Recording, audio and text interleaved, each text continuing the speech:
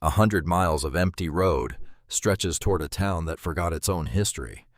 At the edge of that town sits a courthouse. Inside that courthouse, a room full of grown men are laughing at a girl. She is 18. She owns nothing. And she just spent her last $100 on a building that everyone says is worthless. But behind the walls of that building, hidden inside the timber sealed in wax and silence, for nearly 150 years, lies a list of names. Names that someone powerful tried to erase. Names that a woman gave up everything to protect. The girl doesn't know any of this yet. She just bought a collapsing stagecoach stop because she needed a roof. What she found instead will rewrite the history of an entire town. A girl stood inside a collapsing building, 18 years old, no family, no address, no plan beyond tomorrow. In her hands she held a piece of paper so old, the edges had turned the color of weak tea. Names filled every line, dozens of them, written in careful ink by a woman who had been dead for over a century. Names that someone had deliberately erased from history. Names that had been waiting, quietly, patiently, for nearly 150 years. But this story doesn't start here. It starts 3 weeks earlier, on a Tuesday morning, before sunrise, when the only thing Wren Callister owned in the world fit inside a faded backpack and one small duffel bag, and her total savings amounted to exactly $123.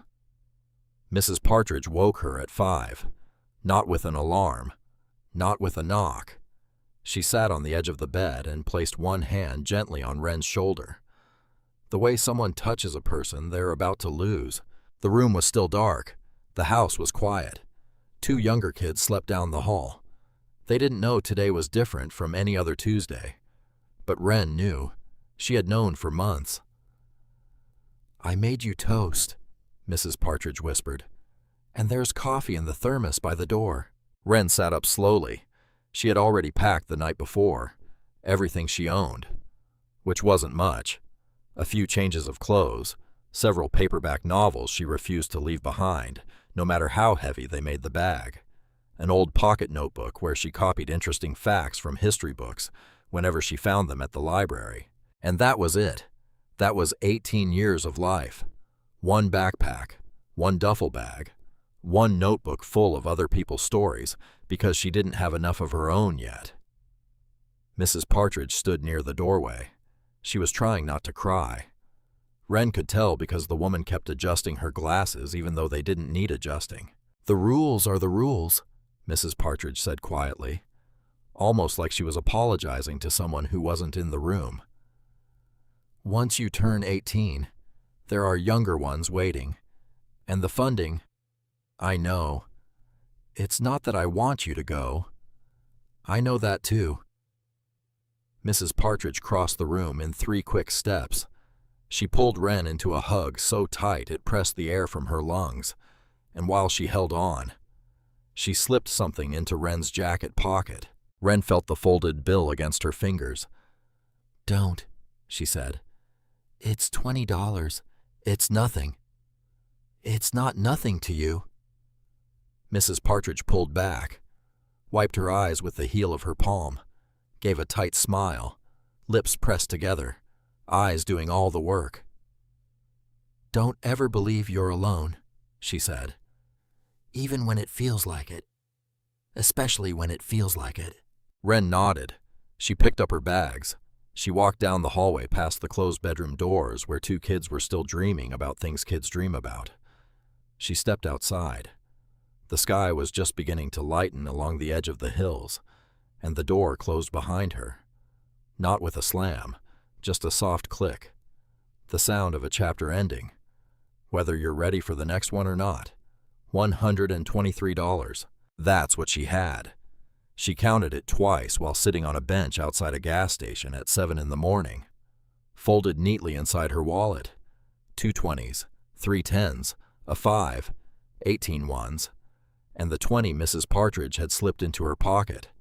It looked like more money when it was folded tight, which is a trick poverty teaches you early. Make it look like enough, even when you know it isn't. By noon, she had walked through 3 neighborhoods, Stopped at every shop with a sign in the window. Asked at every register. The answers came back the same way, over and over, like a song with only one verse. Position filled. Try next month. Apply online. Online. With what computer? At what address? Using what Wi-Fi? She didn't say that out loud. She just nodded. Thanked them. Walked to the next place. Because that's what you do when you have no safety net. You keep walking. Not because you believe the next door will open, but because standing still feels worse. By late afternoon, the sun had dropped behind the hills west of town. The air carried that particular autumn coolness that arrives without warning. 1 hour it's warm, the next it's not, and you realize you should have brought a warmer jacket except you don't own one. Wren sat on a bench outside the county courthouse. Her feet ached. Her stomach reminded her she had eaten only the toast Mrs. Partridge made and half a granola bar she found in the bottom of her backpack. She opened her wallet again. $123. Dinner tonight. Maybe a cheap motel for 2 nights. Then what? Then nothing. Then the math runs out and the bench becomes the bed. She stared at the courthouse steps for a long time, not thinking about anything specific. Just sitting inside that strange, hollow feeling that arrives when every direction looks equally impossible. And that's when she noticed the flyer, folded once, lying on the bench beside her, like someone had left it there on purpose, or like the wind had carried it from somewhere else entirely. County tax auction. Today. Public welcome. Wren picked it up, read it again. She wasn't sure why she stood. She wasn't sure why she walked through the courthouse doors. She definitely wasn't sure why she climbed the stairs and followed the sound of a man's amplified voice echoing through a wood-paneled auditorium. But she did. And everything that happened after, every single thing, began the moment she stepped through that door. The auditorium smelled like old carpet and paper coffee cups. Maybe 50 people sat in folding chairs arranged in uneven rows. Farmers in work boots, contractors checking their phones, a few investors in clean shirts studying printed property lists. Everyone looked like they belonged here except her. Wren stood near the back wall, arms folded across her chest, backpack on the floor beside her feet. She watched properties sell one by one. An old barn on Route 12, sold for $4,000. An empty lot near the creek, sold for $6,000. A storage shed on someone's former property, sold for $2,000. Thousands. Every one of them. Numbers that existed in a world she couldn't reach. She was about to leave. Honestly, she was already reaching for her backpack strap, already turning toward the door. Then the auctioneer cleared his throat. Property 21, former Willow Creek Stagecoach stop. A photograph appeared on the projector screen behind him. Faded, slightly out of focus, but clear enough. A small wooden building buried beneath climbing vines, porch sagging, windows boarded shut, roof leaning like a man who had been standing too long and finally gave up on posture. The building looked exhausted. Opening bid, $100. The room went quiet, but not the respectful kind of quiet, the amused kind.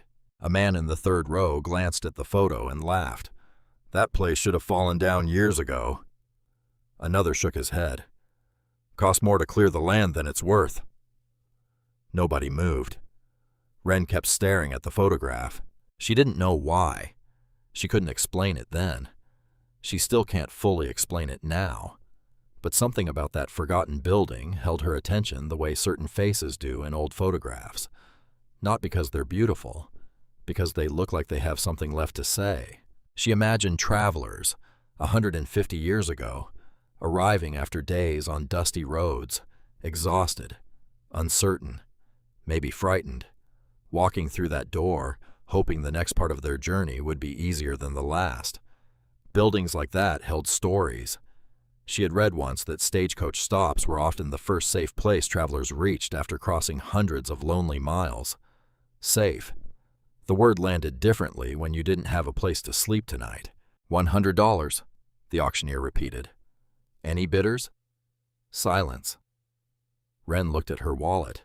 If she spent $100, she would have $23 left. $23 between her and absolutely nothing. It was reckless, completely irrational. The kind of decision that would make any reasonable adult shake their head. Except, spending that $100 on a cheap motel would buy her 3 nights, maybe 4, and then she'd be standing on another bench with an empty wallet and no roof at all. At least a building was a thing, a solid thing, with walls and a door and a lock. It might be falling apart. It might be filled with raccoons and rain, but it would still be there tomorrow, which was more than she could say about anything else in her life. Before she could overthink it, before the rational part of her brain caught up with the desperate part, she grabbed a spare bitter paddle from an empty chair near the back and raised it. Several heads turned at once.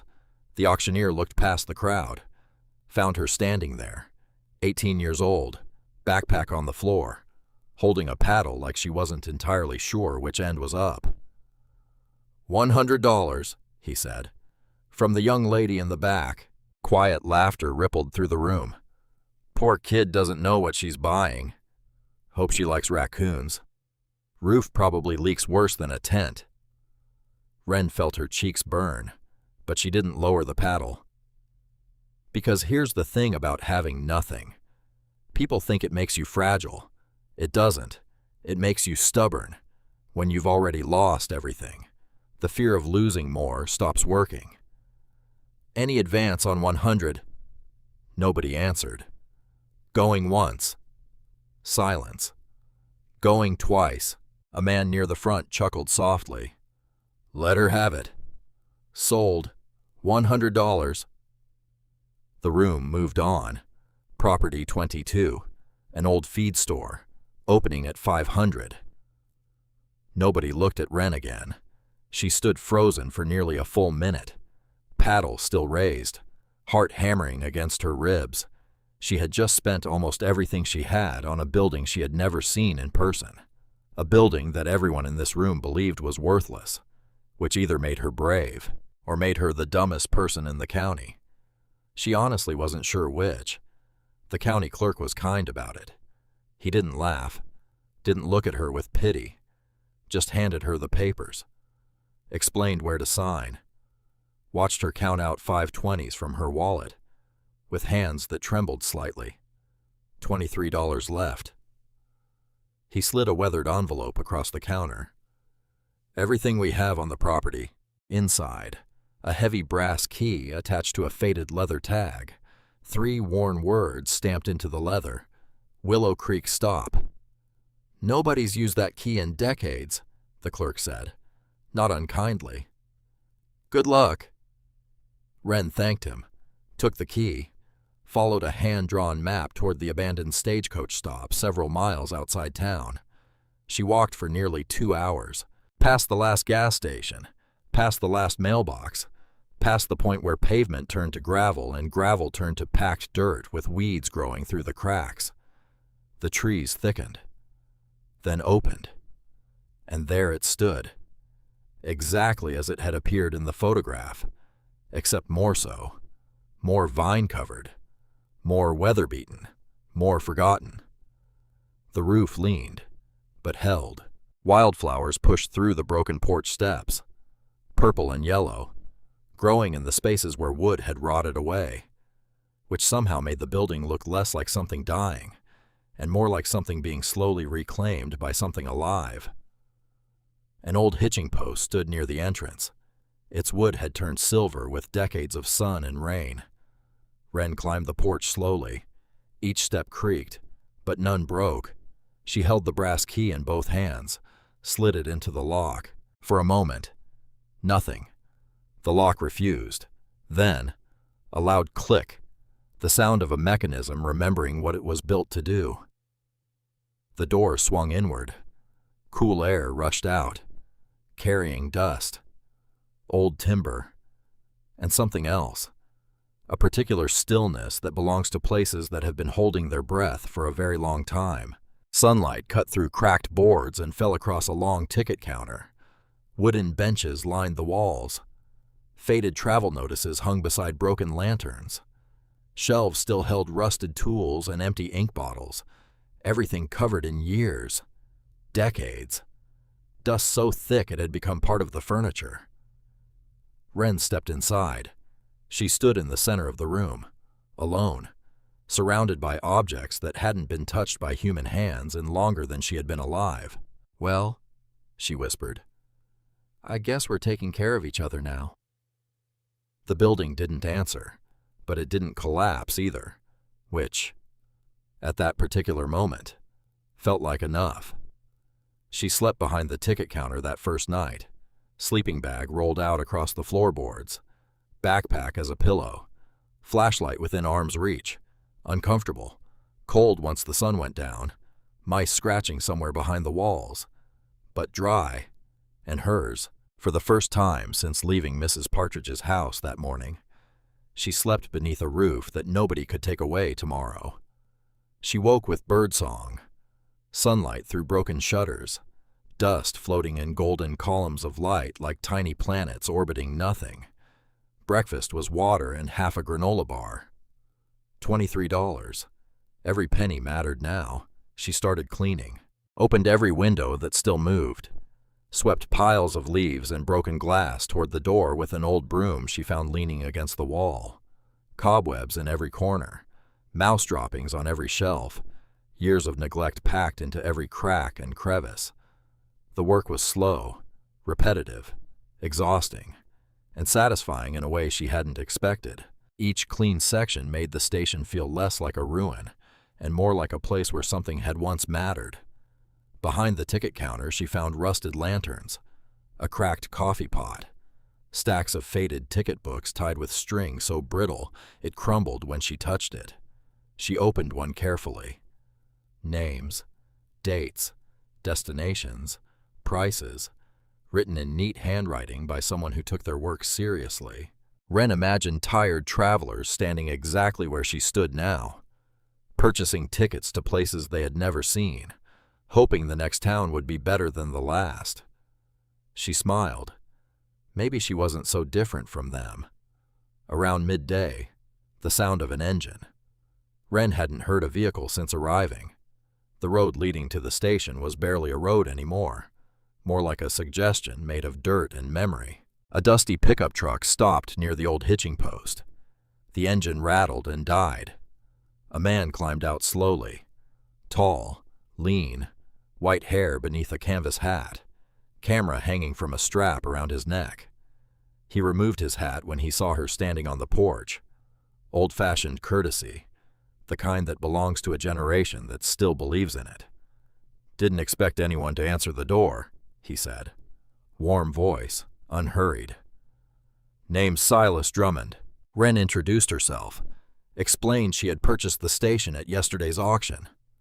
Silas raised his eyebrows, not in mockery, in genuine surprise. "So you're the one everyone in town's been talking about?" Wren laughed, nervously. Probably not for good reasons. People laugh at things they don't understand. He looked toward the weathered building with unmistakable affection, the way someone looks at a place they've loved from a distance for a very long time. "I've been studying stagecoach history around Willow Creek for 40 years, he said. "This old stop has fascinated me since I was a boy." She invited him inside. Silas walked through the waiting room slowly, touching the worn ticket counter with his fingertips, gently, reverently. "Remarkable," he whispered. "Most places like this were stripped clean decades ago." "Was this station important?" Wren asked. Silas considered the question. Really considered it. Not the way people do when they're preparing a polite answer. The way people do when the honest answer is complicated. "According to official history, not particularly.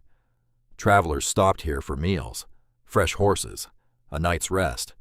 Eventually, the railroad replaced the stagecoach lines, and everyone moved on." His words sounded reasonable, but Wren noticed something he probably didn't intend to reveal. He had said according to official history, which meant he suspected there was an unofficial one. "Then why preserve it?" she asked. Silas smiled. Because history isn't only about famous places. Sometimes ordinary buildings tell the best stories. Before leaving, he handed her a business card, home address written on the back. If you discover anything unusual while cleaning, I'd love to see it. He paused at the door, looked back at the station one more time. Take care of the old place. Not many people would have given it a second chance.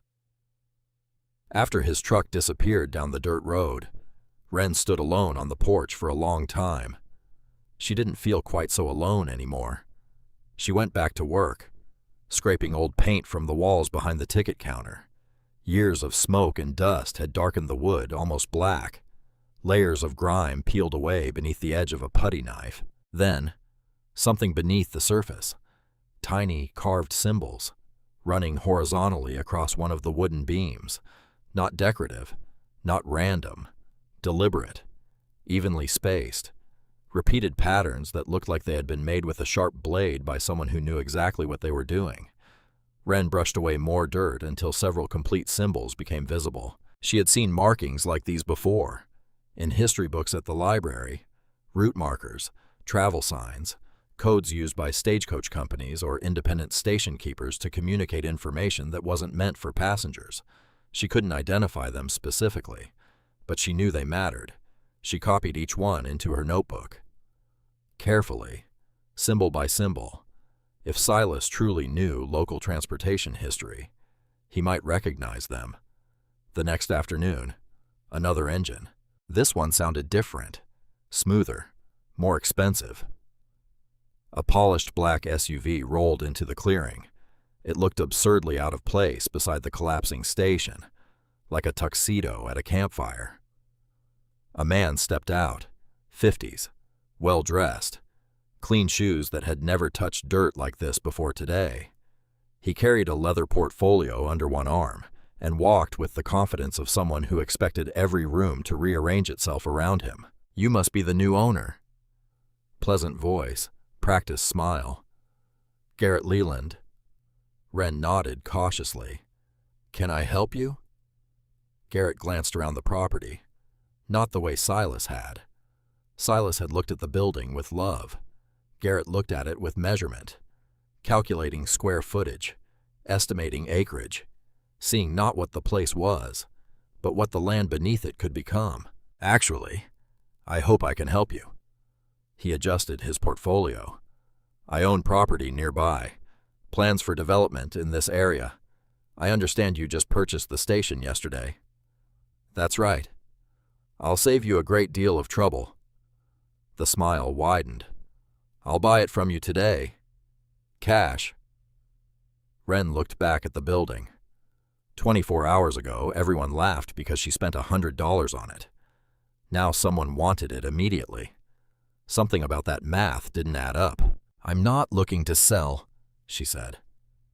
Garrett's smile didn't change.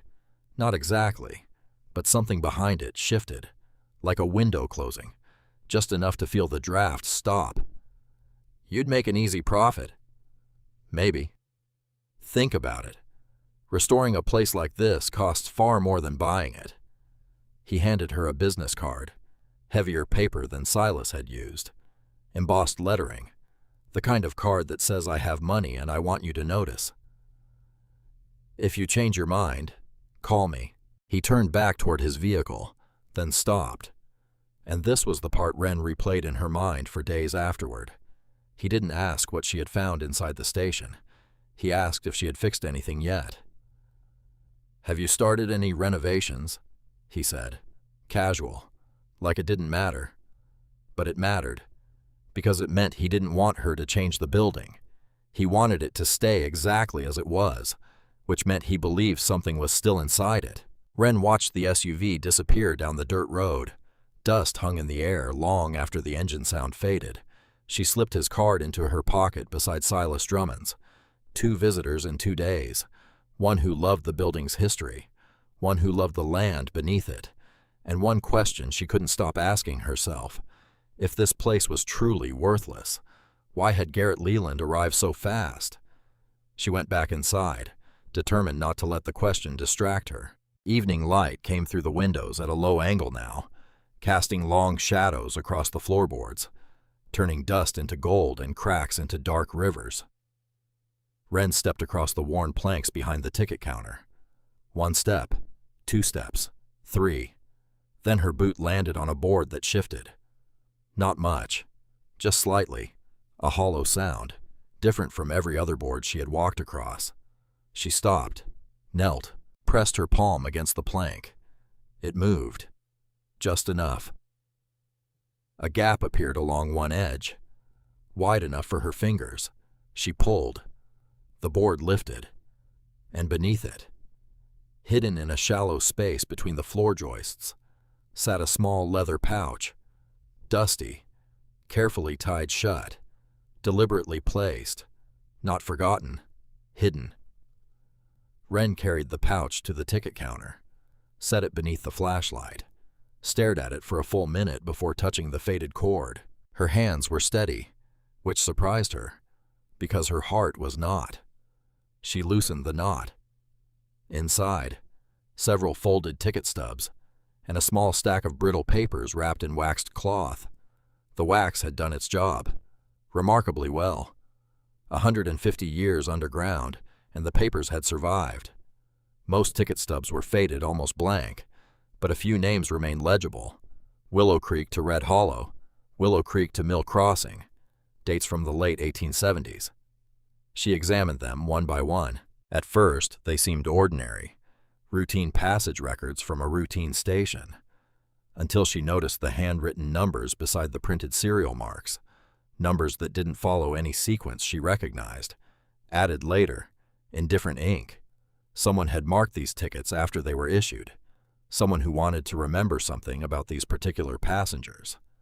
She photographed every ticket with her phone. One folded sheet looked different from the others, heavier paper, darker ink, a list of passenger names written in elegant handwriting.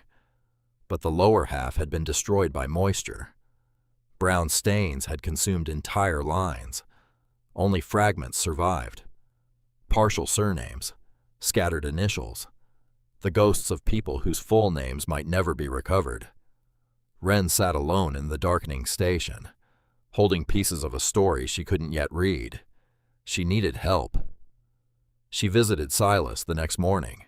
His house was exactly what she expected.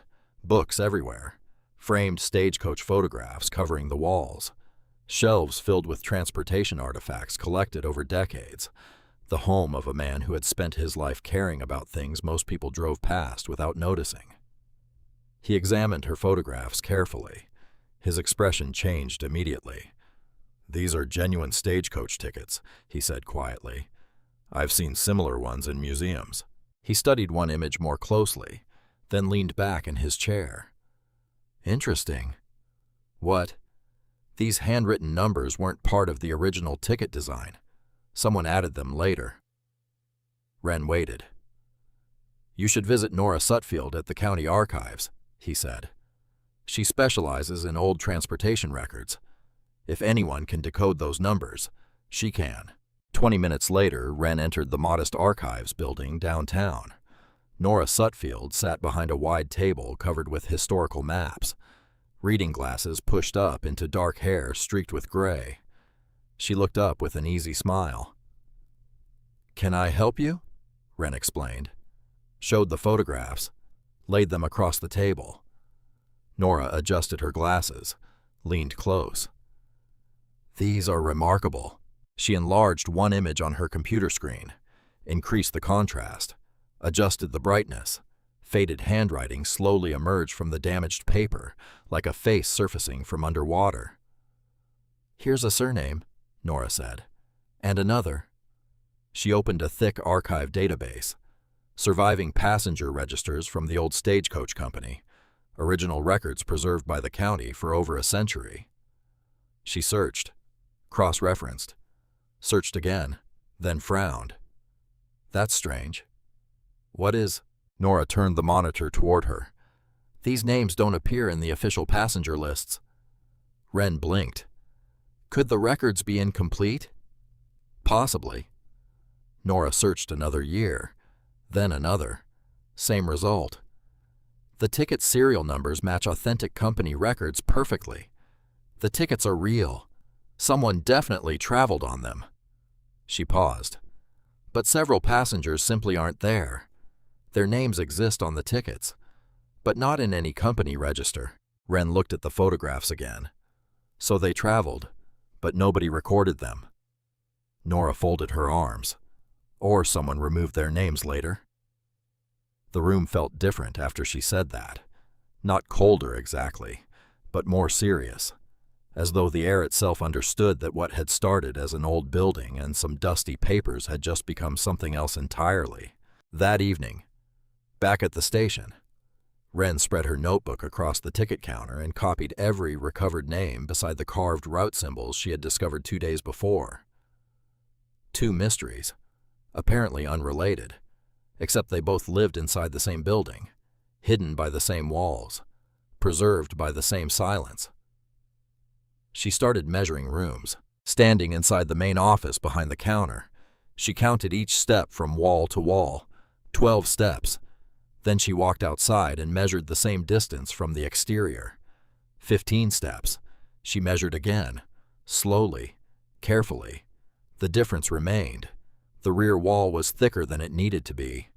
Not by much. Maybe 3 feet. But 3 feet is not an accident. 3 feet is a decision.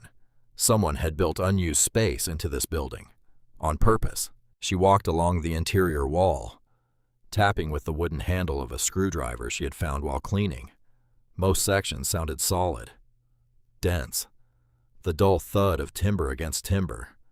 One narrow section produced a different sound, hollow, softer, empty. Wren knelt beside it, examined the baseboard, the floor, every visible surface. Dust lay undisturbed everywhere, except one faint mark, crossing the boards near the wall, almost invisible, the kind of scuff a boot sole makes when it drags through dust. Recent, not 150 years old. Recent. Her pulse quickened. She stepped outside, circled behind the building, near the rear foundation, where the thick section of wall faced the woods.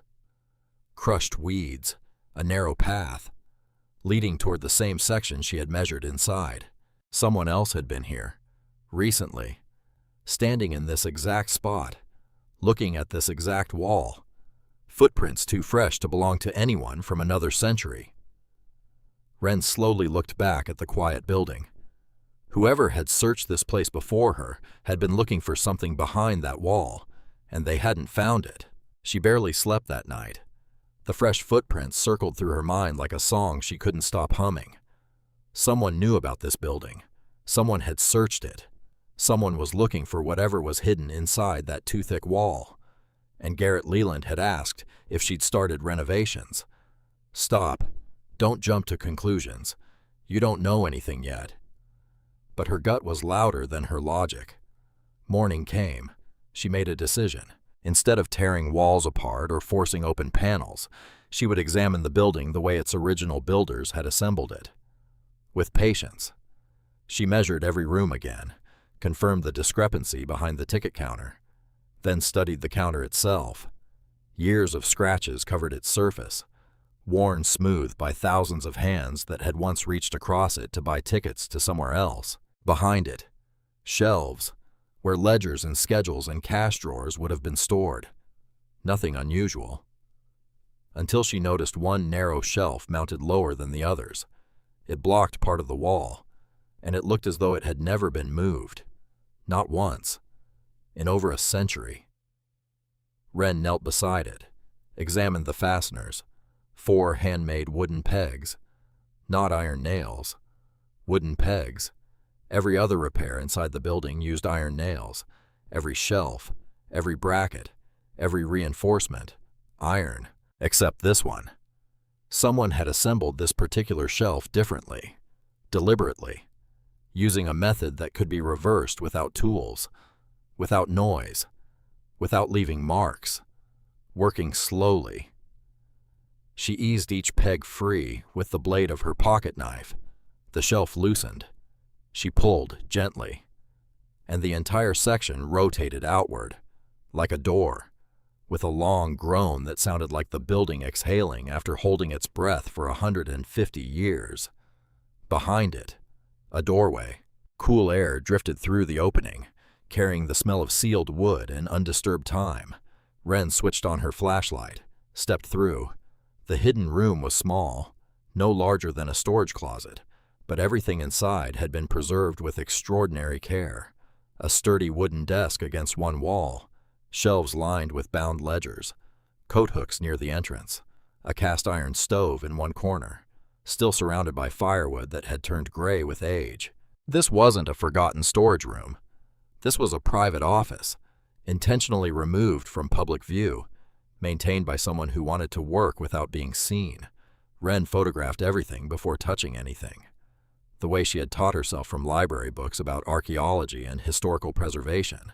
On the desk, an ink bottle, steel pens, a pair of small wire-rimmed spectacles folded neatly beside a leather appointment book. She opened the appointment book carefully. Routine notes, deliveries, weather, horse changes, but several entries carried only initials instead of full names. She copied them into her notebook. Then she saw the photograph, leaning against the back wall, beneath a layer of dust so thick it had almost become part of the frame. Wren wiped the glass with her sleeve. A woman, standing beside a stagecoach, in front of this very station. She wore a simple dress, held a ticket ledger against her chest. Her expression was calm, certain, the face of someone who knew exactly who she was and what she was doing. Wren turned the photograph over.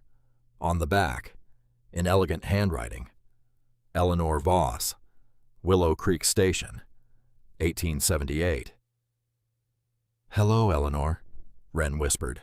She placed the photograph carefully back where she had found it, exactly where it had rested for nearly a century and a half, because something about moving it felt wrong, like rearranging furniture in someone else's home without asking. She continued searching, opened cabinets, found company ledgers, supply records, folded maps showing stagecoach routes across the county. The maps carried small handwritten symbols beside certain roads, the same symbols carved into the beams outside.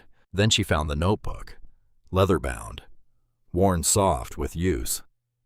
Most pages contained brief work notes, deliveries, passenger counts, routine observations about weather and road conditions. But one phrase appeared repeatedly throughout, always underlined, in dark ink, pressed hard into the paper by someone who meant every word. The passenger list. It appeared beside different dates, never explained, never described, just referenced, again and again, like a prayer repeated so often it becomes part of breathing. Then, on one page, a single sentence, standing alone, without the passenger list. "No one will ever know who truly passed through Willow Creek." Wren read it twice, and beside the notebook, tucked inside the front cover, a folded letter, unsealed, unfinished, written in the same elegant handwriting as the photograph inscription. She opened it. The letter was addressed to no one by name. It began simply, "If my son does not return, find the list. It is the only proof that those people ever existed." Wren set the letter down.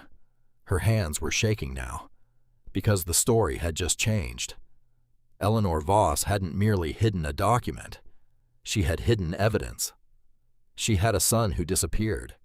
She had passengers whose existence someone wanted erased. And she had trusted that someday someone would come back to this station, someone patient enough to find what she had left behind.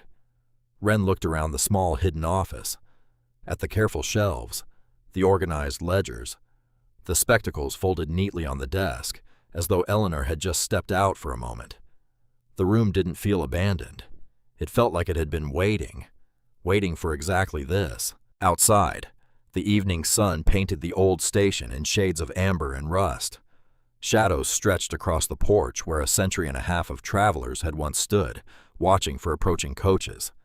Inside, Wren sat behind the ticket counter, notebook open, photographs spread across the worn wood. She had arrived at Willow Creek with $123. No home, no family, no plan beyond surviving until tomorrow. Everyone had laughed.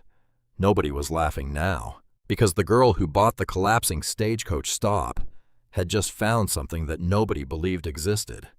A hidden room, a forgotten woman, a missing son, and a passenger list that someone had been trying to find, or trying to keep hidden, for nearly 150 years, and she was only beginning. The morning after Wren discovered the hidden office, she didn't go inside it. She sat on the porch instead, back against the weathered post where 150 years of travelers had once leaned while waiting for their coaches. Coffee from a gas station 2 miles down the road.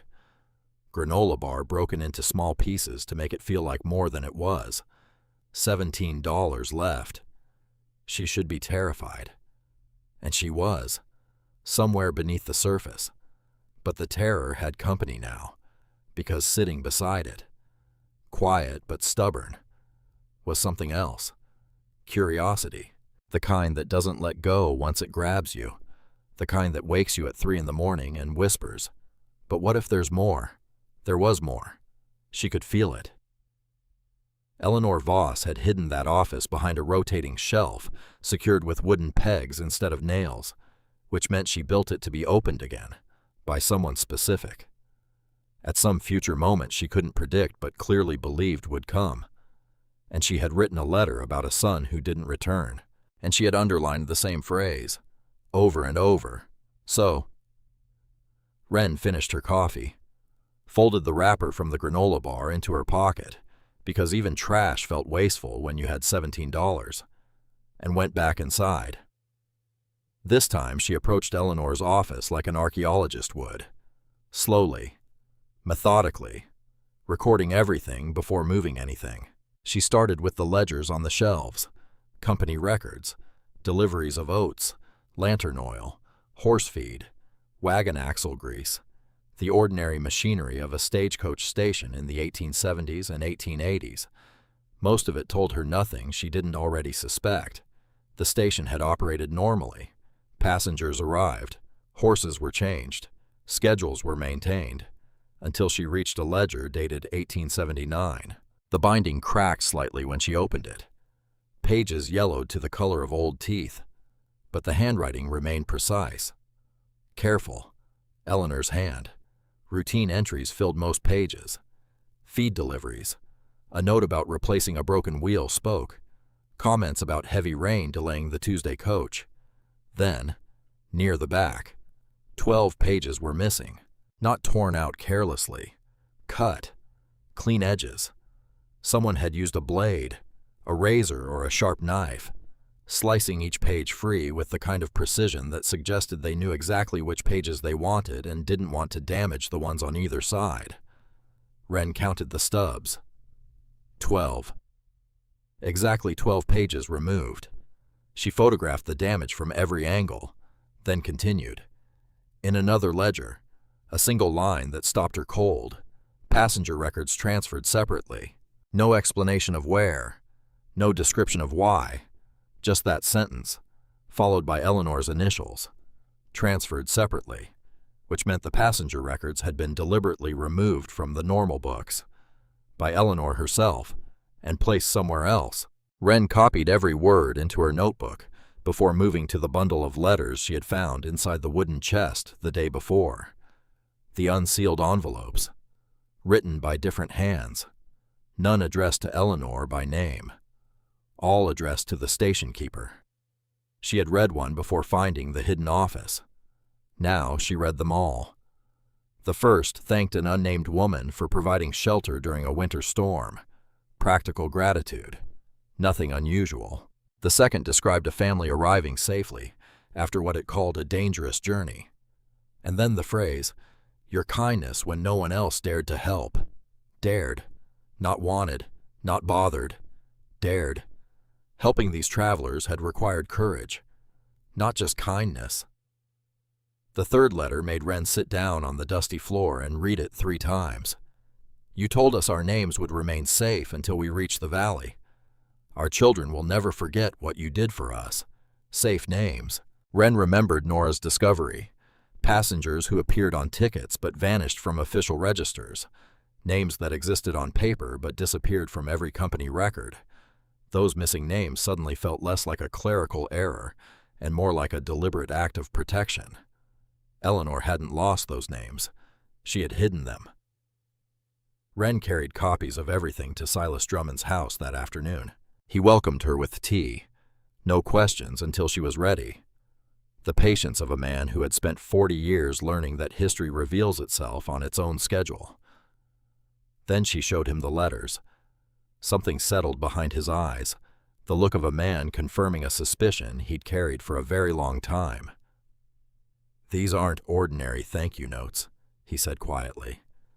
"They sound like she was protecting people." Silas walked to his bookshelf, pulled down several local history volumes and a collection of old newspapers preserved in plastic sleeves. They spent nearly an hour comparing dates. The newspapers described the Stagecoach Company closing the Willow Creek stop because passenger traffic had declined. Official notice published in early autumn, but company records documented horse deliveries to Willow Creek several weeks after the announced closure. Silas pointed at the newspaper. "Station closed." Then at the delivery record.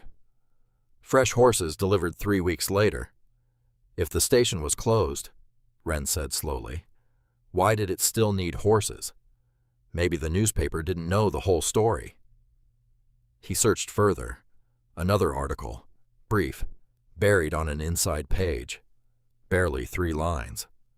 "Stationkeeper Abigail Turner has departed Willow Creek following the closure of the stage line." Except the article used the wrong name. The photograph in the hidden office clearly identified the stationkeeper as Eleanor Voss. The newspaper had called her Abigail Turner, a different name entirely. "That's not her," Wren said. Silas looked at her, then at the newspaper, then at Eleanor's photograph lying between them on the dining table. "No," he agreed.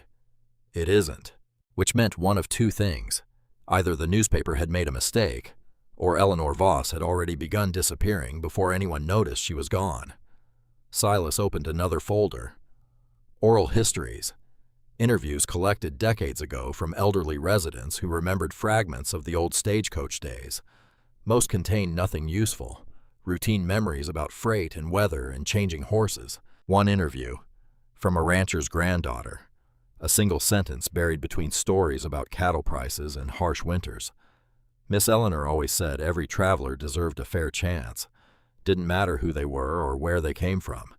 Nothing more. No context. No follow-up question from the interviewer. Just that one sentence. Sitting quietly inside a forgotten folder for decades. Waiting. "History remembered the building," Silas said as Wren gathered her papers. "It forgot the woman." She thanked him, walked back toward the station in the fading afternoon light. History forgot Eleanor Voss, or someone helped it forget. Wren was beginning to suspect which one. The next morning, she returned to Nora Sutfield at the county archives. This time she came with more than photographs. She came with questions. Nora listened, then disappeared into the records room for nearly 20 minutes. She returned carrying 2 nearly identical transportation ledgers. Heavy leather bindings, company seals embossed into the covers. "These are surviving copies of the original passenger registers," Nora explained. "One from the county archive, one donated by a private collector years ago." She placed them side by side, opened both to the same year, same month. At first glance, they looked identical. Same format, same columns, same ticket numbering system. Then Nora pointed. "Look here." One ledger listed consecutive ticket numbers with corresponding passenger names. Complete, unbroken, every seat accounted for. The other ledger, same ticket numbers, but several names had been replaced with blank spaces, and 3 pages had been rewritten in different handwriting entirely. Wren stared at the comparison. "Someone changed them." Nora nodded. "Not recently. Decades ago. Maybe longer." She traced one finger along the altered pages. "Notice how the ticket numbers remain continuous. The accounting is perfect. Revenue matches exactly. But the passenger names disappear." "So the seats were sold," Someone traveled. The company got paid. Yes, but the passengers themselves were erased. Nora removed her glasses, cleaned them slowly, choosing her words. I've worked in these archives for 15 years, she said. I've never seen records altered this carefully. Whoever did this wanted the finances to stay clean. They only wanted the identities to vanish. She kept a separate record, Wren said, more to herself than to Nora. The real one. If she did, Nora replied carefully, it would be the only proof that those travelers ever existed. Before Wren left, Nora pulled up one more file on her computer, a scanned document from the Stagecoach Company's central office, an internal memo from 1880 addressed to all station managers along the Willow Creek route. All passenger manifests must be submitted to the regional office monthly. No independent records are to be maintained at individual stations. Compliance is mandatory. They told her to stop keeping her own records, Wren said. They told every station keeper, but most of them didn't have anything worth hiding. Nora handed her a pair of cotton gloves. For handling fragile documents, you're going to need these. Back at the station, Wren unfolded the Stagecoach route maps she had found in Eleanor's office. Until now, she had focused on the roads themselves, the major routes, the town names, the distances between stops. This time, she focused only on Eleanor's handwritten markings, small circles, connected by faint pencil lines so light they were nearly invisible, unless you held the paper at exactly the right angle. Several circles surrounded Willow Creek, but one sat east of the station, near a creek crossing. Wren compared the old map with a modern county survey Nora had printed for her. The Stagecoach road had vanished long ago beneath fields and forest, but the creek itself remained, exactly where Eleanor's map placed it. She packed her camera, notebook, flashlight, a small folding shovel, and followed the forgotten route on foot. Thick brush covered the original road, waist-high grass, fallen branches, the kind of terrain that tells you nobody has walked here in a very long time. Every few minutes she stopped, compared landmarks with Eleanor's map, a rock formation, a bend in the creek, the angle of a ridge against the sky, then a small clearing overlooking the water. At first, nothing unusual, just grass and stones and the quiet sound of a creek doing what creeks have always done. Then she noticed the stones, several weathered blocks, half buried beneath moss, arranged in a pattern that was too regular to be natural. Silas had told her that stagecoach companies kept supply caches along isolated routes, places where horses could be watered and wagons repaired without returning to the main station. Wren brushed leaves away from one of the stones. Beneath it, the rusted corner of a small, iron chest. The lid fought her. 150 years of corrosion had welded it nearly shut, but steady pressure, patient pressure, the kind Eleanor would have understood, eventually loosened the hinges enough to open. No gold inside, no coins, no jewelry, papers, bundles wrapped in oilcloth, beside rusted horseshoes, wagon bolts, lantern parts, ordinary maintenance supplies arranged neatly around carefully protected documents. The oilcloth had done its job, beautifully. Wren unfolded the first packet. Supply inventories, food, blankets, medicine, and something that made her throat tighten. Children's clothing, delivered to Willow Creek, then redirected to surrounding settlements. Eleanor's signature beside nearly every shipment. Another packet held handwritten route schedules with unusual notations indicating delays at certain stops. The delays matched dates recorded in Eleanor's notebook. And one folded sheet, tucked beneath the inventories, a list of family groups, not cargo, families, beside several names, in Eleanor's handwriting. Simple notes: safe, reached valley, continued west, children with aunt, family separated at Mill Crossing, reunited at Thornton. Wren sat in the grass beside the open chest for a long time. creek water moving past, wind through the trees, the ordinary sounds of a world that had kept going long after these families passed through it. None of these names appeared on any official record, not the damaged ticket stubs, not the company registers, not Nora's archive database. But here they were, documented in Eleanor's careful handwriting, accounted for, remembered. Eleanor hadn't just sold tickets. She had guided vulnerable families toward safety, fed them, clothed their children, and then erased their names from every public document so nobody could follow them. And she had kept the truth, hidden, protected, waiting for the day when it would be safe enough to tell. Wren was sitting on the station porch that evening, sorting through photocopies, trying to organize a timeline from the supply records, when she heard footsteps, not an engine. Footsteps, coming up the dirt path from the road. She looked up. An elderly woman stood at the edge of the clearing, small, white hair pinned back beneath a blue headscarf. She wore a quilted jacket and sturdy walking shoes and carried a tin box under one arm. She stood very still, watching Wren the way someone watches a house they haven't visited in a long time, not with surprise, with recognition. "I've been waiting," the woman said. Wren stood slowly. "Waiting for what?" "For someone to come back." She walked closer, each step deliberate, the careful pace of a person whose legs work fine, but who has learned not to rush what matters. "My name is Margaret Calloway. I live in the farmhouse a half-mile east, through the trees." She stopped at the bottom of the porch steps, looked up at Wren, then at the station behind her. "I've watched this building my whole life," Margaret said. 78 years. I was born a half-mile from here, and I've never lived anywhere else." Wren came down the steps. "Would you like to come inside?" Margaret shook her head. "Not yet." She held out the tin box. "Open it." Wren took it carefully. The tin was old, dented along one edge, a faded floral pattern on the lid, the kind of box that gets passed down not because it's valuable, but because what's inside is.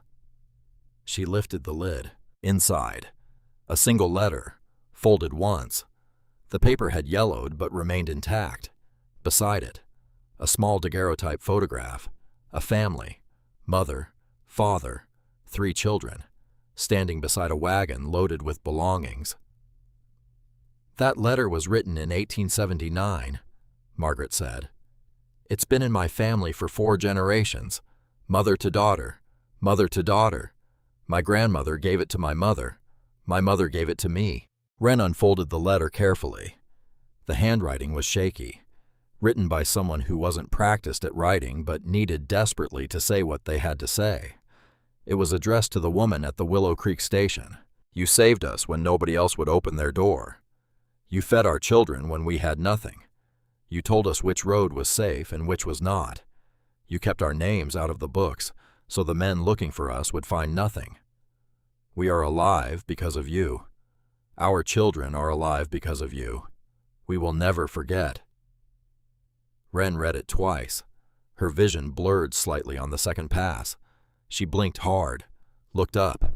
Margaret's eyes were wet, but steady. "My grandmother told my mother, if anyone ever goes back to that station, give them this letter, because the woman who worked there deserved to be remembered." "Eleanor Voss," Wren whispered. Margaret's face changed. Something broke open behind her eyes, a door that had been locked for 60 years swinging wide. "You know her name. I found her photograph inside the station, and her records. She kept everything." Margaret pressed one hand against her mouth, held it there for several seconds, then lowered it slowly. 60 years, she said. Her voice cracked at the edges. "I've had that letter for 60 years. My mother told me what to do with it, and I waited, because nobody ever came back." She looked at Wren, really looked at her, not at the dirty clothes or the messy hair or the backpack sitting on the porch, at her. "How old are you?"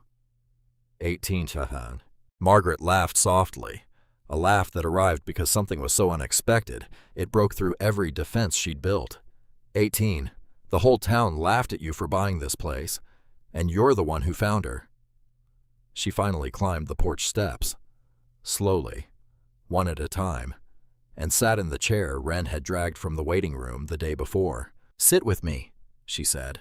"I have stories about Eleanor Voss that no history book ever recorded, because they were passed down by the families she saved, not by the company that erased them." Wren sat, and Margaret Calloway began to talk. The stories came slowly, not because Margaret was uncertain, but because she understood that some things needed to be told at the right speed. Too fast and the weight gets lost. Too slow and the listener forgets they're standing on sacred ground. Eleanor Voss had run the Willow Creek station alone for nearly 7 years. That much matched the official records. But what the records didn't show, what no ledger or company memo could contain, was the work she did after the last scheduled coach departed each evening. "Families arrived at night," Margaret said. "Not on the regular coaches, on private wagons, on foot, sometimes carrying children too young to walk. They were running from violence, debt bondage, forced labor arrangements that existed in legal gray areas long after the laws were supposed to have changed. Some were newly freed families still being tracked by men who considered them property, regardless of what any court had decided. Eleanor took them in, fed them from supplies she purchased with her own wages, gave them blankets, medicine when they were sick, and directions, not just any directions, specific routes, carefully chosen roads that avoided towns where certain men waited, where telegraph offices could send word ahead faster than a wagon could travel.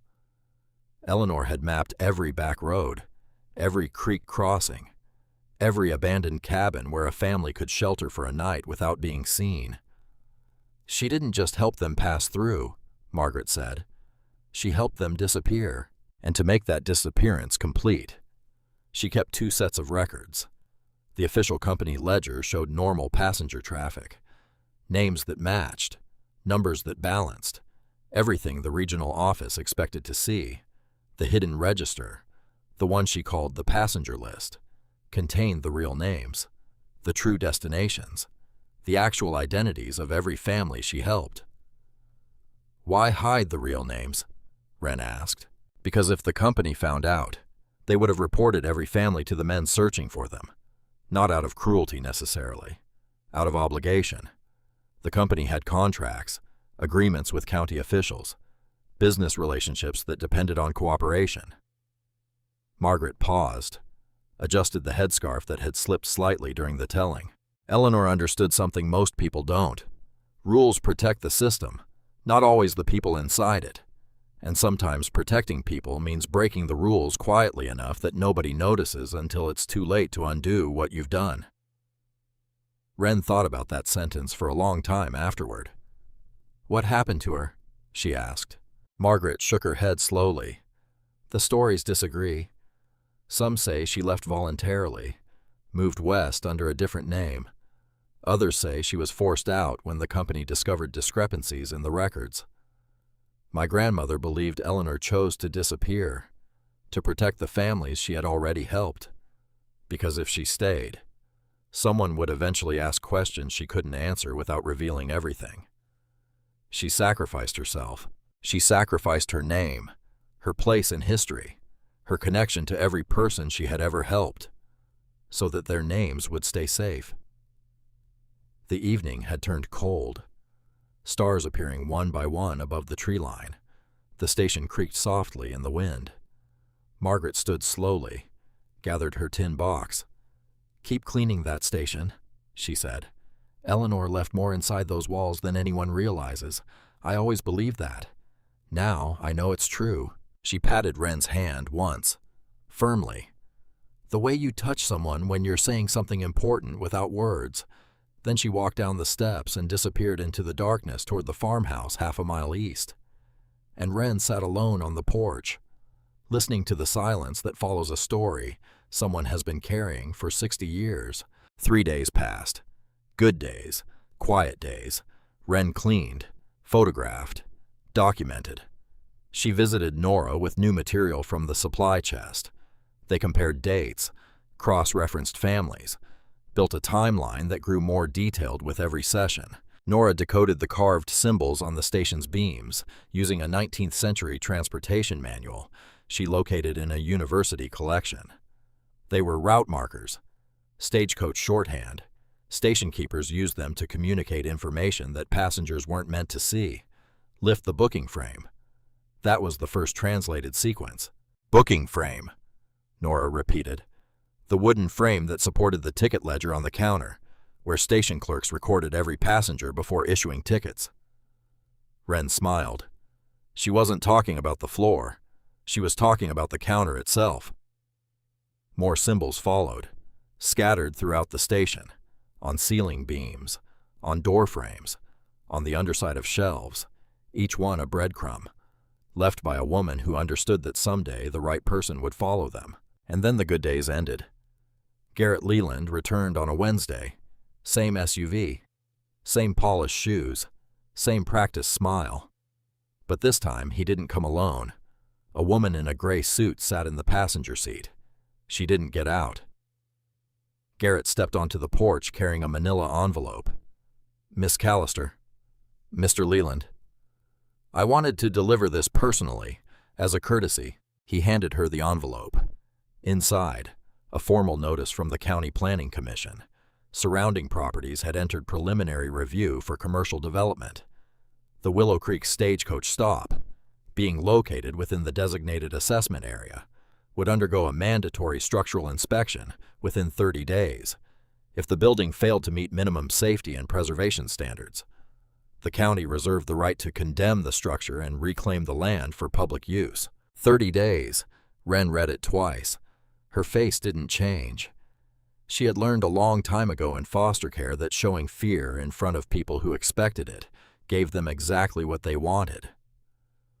Thank you for delivering it, she said. Neutral, steady. Garrett nodded. I want you to understand. This isn't personal. Development benefits everyone. New businesses, jobs, tax revenue. I understand. If the building can't pass inspection, and between us, we both know it probably can't, the county will take possession of the land, at which point, my development group will submit a purchase offer through the normal process. So that was the play. He didn't need to buy the station from her. He just needed to wait. Let the county condemn it, then buy the cleared land from the government. All perfectly legal, all perfectly patient, all perfectly designed to make her fight feel pointless. 30 days, Wren repeated. 30 days. He turned toward the SUV, then stopped. Can I ask you something? Wren said. He turned back. How did you know about this property before the auction? His smile held, but his eyes flinched, just briefly. A camera shutter clicking open and shut. Public records, he said. All development research begins with public records. He left. Wren stood on the porch holding the manila envelope. 30 days. That's what she had. She went inside, sat at the ticket counter, spread the county notice beside Eleanor's letters and maps and ledgers, the old documents and the new one, side by side, a century and a half apart, both threatening to erase the same building. Then she did what she always did when the world pressed in too hard. She opened her notebook and went back to work. It was Nora who found the connection, 2 days after the county notice, working late in the archives, cross-referencing the Stagecoach Company's corporate records with county land ownership files. She called Wren the next morning. Come to the archives, now. Wren arrived 20 minutes later. Nora had spread documents across 2 tables, corporate papers on the left, land records on the right. The Willow Creek stage line was managed by a regional director named Cornelius Leland, Nora said. He oversaw operations from 1875 through 1883. Leland. Wren felt the floor shift beneath her feet. Not literally, but close. As in Garrett Leland. His great-great-grandfather. Nora pulled up a scanned document on her monitor, an internal company directive, signed by Cornelius Leland, dated 1880. The directive ordered all station keepers along the Willow Creek route to submit complete passenger manifests to the regional office. No exceptions, no independent records. Any station keeper found maintaining unauthorized lists would face immediate dismissal and potential legal consequences. He knew, Wren said. He suspected, at minimum. Someone had reported discrepancies in the Willow Creek passenger counts, seats sold that didn't match names in the register, revenue collected for travelers who apparently didn't exist. Eleanor's hidden passengers. Nora nodded. And there's more. She opened another folder. 6 months after this directive was issued, the Willow Creek station was officially closed. Eleanor Voss disappeared from every record, and Cornelius Leland personally oversaw the transfer of all station documents to the company's central office, where he could edit them, where someone edited them. The altered ledgers I showed you last week, the ones with missing names and rewritten pages. Those alterations matched the handwriting samples from Cornelius Leland's personal correspondence. Wren sat down slowly. Garrett Leland wasn't just a developer who happened to notice a property opportunity. His family had been connected to this station for 150 years. His ancestor had ordered the records changed, had erased the passengers Eleanor fought to protect, and now, 4 generations later, Garrett wanted the building demolished before anyone discovered what his family had helped cover up. He doesn't want the land, Wren said quietly. He wants the evidence destroyed. Nora said nothing, but she didn't disagree. Wren told Margaret everything. They sat on the porch, evening light, the tin box on the railing between them. Margaret listened without interrupting, the way she always listened, with the patience of someone who had spent 78 years learning that stories need space to breathe. When Wren finished, Margaret was quiet for a long time. My grandmother told me something once, she said. She said the hardest part of protecting people isn't the danger. It's the silence afterward. Because you can't tell anyone what you did. And eventually, people forget you existed at all. She looked at Wren.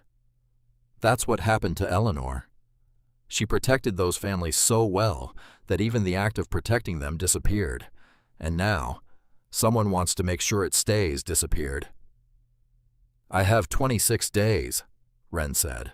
Then you'd better keep looking. The next 8 days blurred together. Wren worked from sunrise until she couldn't hold the flashlight steady anymore. Cleaning, photographing, decoding symbols, comparing documents. She found more carved messages on ceiling beams in Eleanor's office, translated them with Nora's charts, 1 sentence at a time. Only the list can restore their names. And beneath that, 4 words that changed everything she thought she understood. The records were changed. Not the records are missing. Not the records were lost. Changed. Deliberately. By someone who had the authority and the access and the motive. Eleanor hadn't just hidden a passenger list. She had hidden evidence of a cover-up. And she had carved the accusation into the bones of the building itself, where no one could alter it, where no one could tear it out without destroying the structure that contained it. The building was the evidence. That's why Garrett wanted it demolished. Not for the land beneath it, for the beams above it. Day 19 of 30. Wren returned to the station after spending the afternoon at the archives with Nora. They had been working late, comparing ticket numbers, cross-referencing dates, building a chain of evidence that couldn't be dismissed with a shrug and a smile. She parked the old bicycle she had bought for $12 at a yard sale, which left her $5. $5 in 11 days. She climbed the porch steps and stopped. The front door was closed. She had left it closed. That wasn't unusual. But the lock was scratched, fresh marks in the old brass, thin lines where a tool had been inserted. Not her key, something else, something that didn't belong. Her heart began hammering before her brain caught up. She pushed the door open slowly. The waiting room looked undisturbed. Benches in place, lanterns on shelves, broom leaning against the wall where she always left it. She walked to the ticket counter and stopped breathing. Eleanor's notebook was gone. The leather-bound notebook, the one she had found in the hidden office, the one with the handwritten notes about deliveries and passenger counts, and the phrase underlined over and over. The one with the devastating sentence about nobody ever knowing who truly passed through Willow Creek. She had left it on the ticket counter that morning, beside her own notebook, beside the photographs, beside the copies of supply inventories. Her notebook was still there. The photographs were still there. The copies were still there. Only Eleanor's original notebook had been taken. Wren checked the hidden office. Untouched. Whoever had entered either didn't know about it or couldn't find the entrance. But they had found the one original document sitting in plain sight on the counter. The one Wren had been too careless, too comfortable, too trusting to put away. She sat on the floor behind the ticket counter, back against the wall, knees drawn up, and for the first time since leaving Mrs. Partridge's house. She cried, not loudly, not dramatically, the quiet kind, the kind that happens when you've been holding everything together with nothing but stubbornness and curiosity, and the belief that maybe this time something would work out. The notebook was gone, the one piece of Eleanor's own handwriting that explicitly referenced the hidden register, the piece that connected everything else, the piece that would have made historians take notice. Gone. She called Deputy Ames Whitford.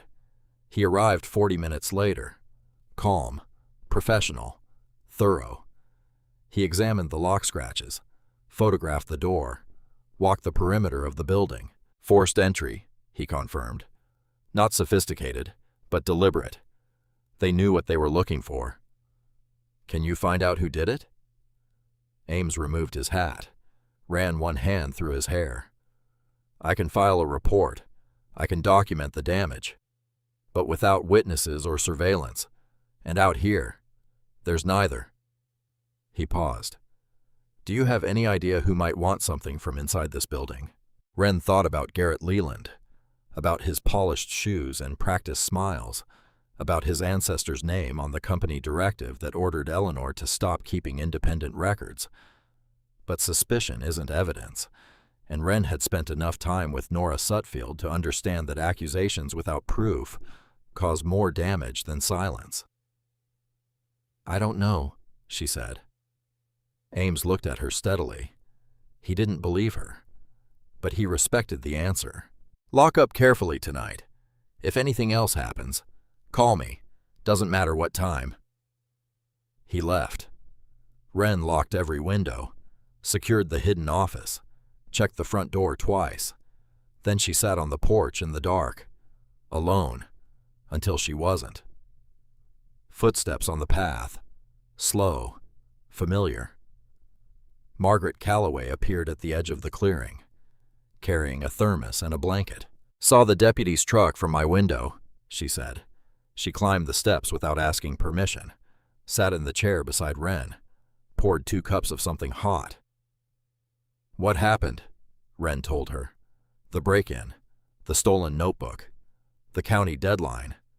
The connection between Garrett Leland and the man who had ordered Eleanor's records changed 150 years ago. Margaret listened, sipped her tea, said nothing until Wren had finished. Then she set her cup down, turned toward Wren, and spoke with the quiet authority of a woman who had lived long enough to know exactly which words matter and which ones don't. Eleanor lost more than a notebook. She lost her name, her home, her son, everything she had built, everything she had protected, all of it taken. And you know what she did? Wren shook her head. She hid the truth in a place where nobody would think to look, not because she believed someone would find it soon, but because she believed someone would find it eventually.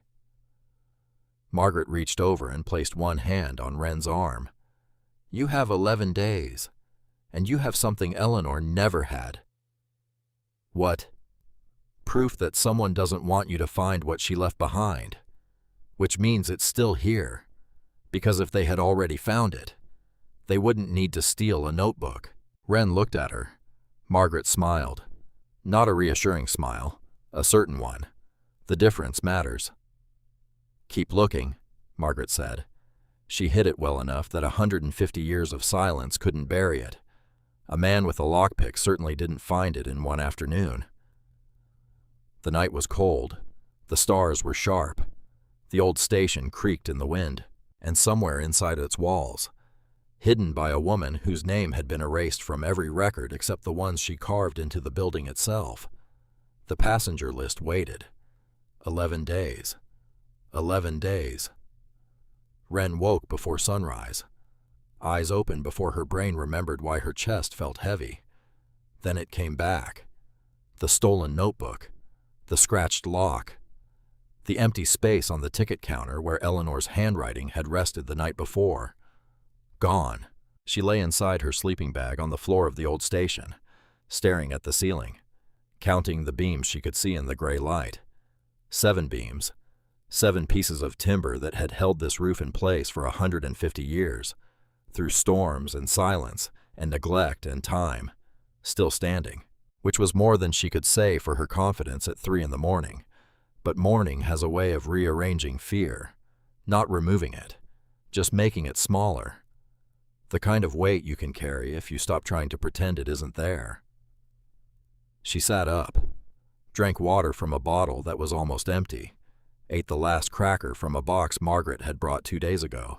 $5 left. 11 days until the county inspection. A stolen notebook.